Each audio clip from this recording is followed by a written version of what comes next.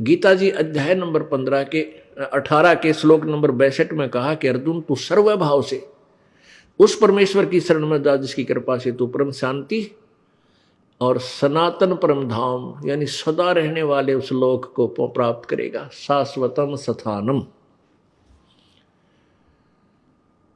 इससे भी सिद्ध हो गया कि गीता ज्ञान दाता से कोई और परमात्मा है, उसकी साधना से ही पूर्ण मोक्ष प्राप्त होता है, जन्म मृत्यु सदा के लिए समाप्त हो सकती है।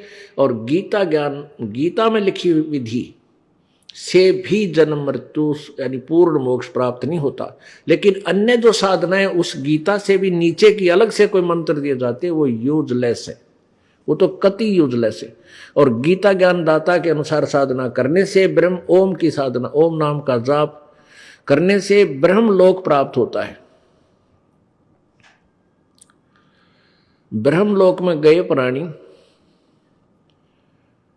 काफी वर्षों तक, बहुत वर्षों तक स्वर्ग में रह जाते हैं अपना पुण्य के आधार पर, भक्ति की कमाई के आधार से। और वो पुण्य समाप्त होने पर फिर दोबारा ब्रह्म लोक में गए हुए भी प्राणी फिर जन्म मृत्यु में आते हैं। गीता प्रमाण है गीता जी अध्याय नंबर 8 के श्लोक नंबर 16 में। उसमें कहा कि ब्रह्मलोक पर्यंत सभी लोग पुनरावर्ती में हैं। सभी लोग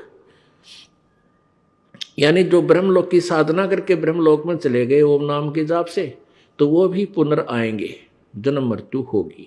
और ये लोक नाशवान है, इनका भी पुनर्वर्ती होगी, इनका भी, ये भी डिस्ट्रॉय होंगे और फिर दोबारा कंस्ट्रक्शन होती रहेगी।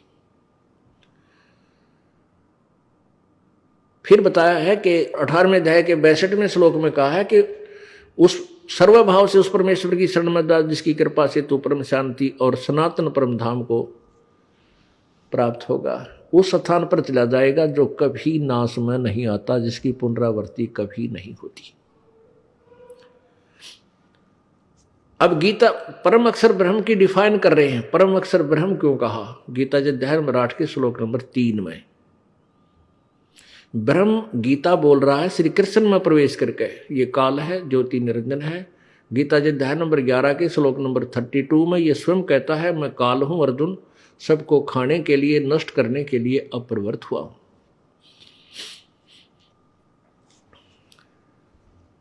तो ये ब्रह्म कह रहा है कि 8वें अध्याय के 3रे श्लोक में कि जिसके विषय में 7वें अध्याय के 29वें श्लोक में जिस तत्ब्रह्म, उस भगवान, उस परमेश्वर के विषय में बताया है वो परम अक्षर ब्रह्म है। 8वें अध्याय के 3रे श्लोक में फिर क्या बताता है कि वो परम अक्षर ब्रह्म क्यों कहा? परम देख, ब्रह्म माने भगवान, जैसे प्रभु माने स्वामी, राम कहो, प्रभु कहो, गॉड कहो, ईश कहो। ईश माने मालिक, स्वामी भगवान, ईश्वर जो इन भगवानों से भी श्रेष्ठ हो। इससे सिद्ध है कि ईश से ऊपर भी कोई और श्रेष्ठ प्रभु है। ईश्वर उसका स्वामी है, उसका मालिक है। और परमेश्वर यानी ईश्वर से भी श्रेष्ठ कोई और है, वो परमेश्वर जो है उसको परम अक्षर ब्रह्म कहते हैं, परमेश्वर को।